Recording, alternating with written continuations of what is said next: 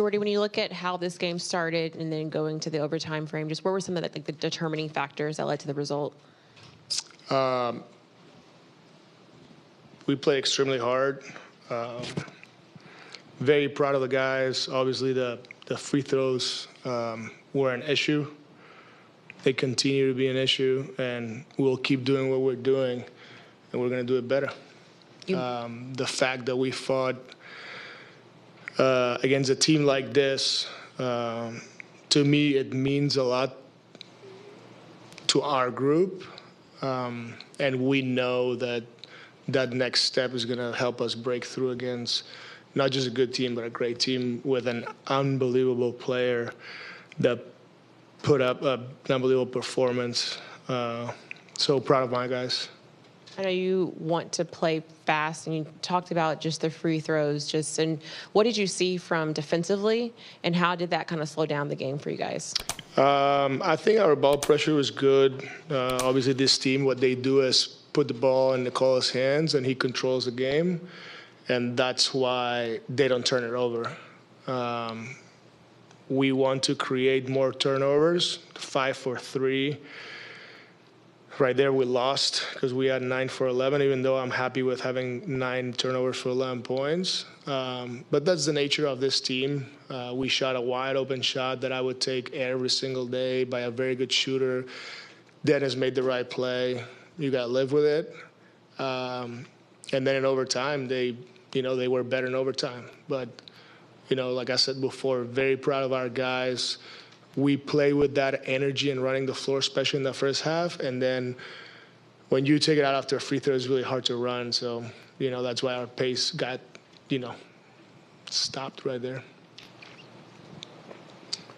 You talked about the open look that you got, at the end of regulation that you liked. I'm curious, what was the key for you guys in being so crisp and getting the looks that you wanted in the first half, being almost turnover-free, 1 turnover?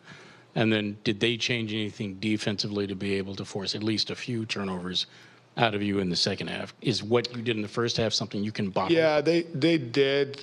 Bless you. They did change. Like, they put Nikola on Doe, put Aaron on Nick. They switched all their pick and rolls. Our screening's got to be better so when we, do what we're supposed to do, so Nick still can put pressure on the rim. So that's good by them, but I still think we found a way to get to the rim, especially towards the end. Dennis was very good, very smart, playing at a few situations, putting pressure on the rim, and putting Nikola involved in pick and roll. And again, they do what they're supposed to do because they're very well coached and they have experienced staff and players. We found a way. We shot a wide open 3, didn't go in, so be it. But yeah, to answer your question, they did make some changes, and we could have been better with turnovers. But again, like 9 turnovers for 11 points, you should have a chance to win a game. The 47 free throws to 27, that's a different issue. Different conversation for a different day. Jordi, in a game like this, obviously, there's a lot to parse through, but the bench played really well for you, especially for Zaire. So in a game like this, can you guys build on maybe the bench just kind of having the performance they did, just being able to keep you guys in this game, given how well Dennis and Cam played? Yeah, it was great. Like, we need that energy from everybody that plays. We played with 10 players, and obviously some guys ended up with, really high minutes because of overtime. But I'm very happy to see not just Zaire, Nick, but also Jalen Wilson. So those guys were awesome. I think everybody, the bench was great. That's how you make runs, and basketball is a game of runs. So very, very proud of not just the bench, the starting players, and the guys that didn't play that supported their teammates. Denver's last 2 possessions of regulation when you did not double team, was that a situation where you just prefer to give up a 2 than give up a 3? Yeah, because we were up 3, and I know that Nikola is going to make the right play. And the reality was we ended up missing a free throw. That's why it ended up in a 2-point game.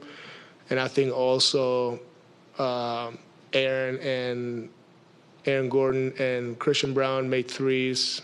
Again, you got to pick and choose who you want to shoot the three. And good for them. They made those shots at the right time. And I would have rather have those guys take the shot than Michael Porter Jr. or Jamal. We're up 3. We're living into the 2 now with a 3. The problem was we missed the free throw. And it's okay. Missing free throw is okay. That's why they had the chance to tie the game, and we shot to win the game. So I think it was well played by our guys. You cannot control if the free throw will always go in, but I'm completely fine. Hey, Jordi. I was just wondering what you made of Cam Thomas tonight. Just his, you've talked about his engagement on both ends and his willingness to play the right way and do what you ask. So I'm just wondering if you thought that continued tonight, his performance overall. I got to look at his potential assist. Probably I would have won a little bit more of, the assist. But again, if I look at the potential assist, I think CT played hard on both ends. He was engaged. A few of those shots, I'm happy with him shooting 8 threes. A couple of those shots that should have been fouls that they didn't call. And that's why right there I'm okay with my 47, but not with their 27, because Cam Thomas right now, I can tell you that he's one of the top scorers in the NBA, and he did not get treated like Trae Young. Trae Young in the first game, he shot 1 free throw to whatever.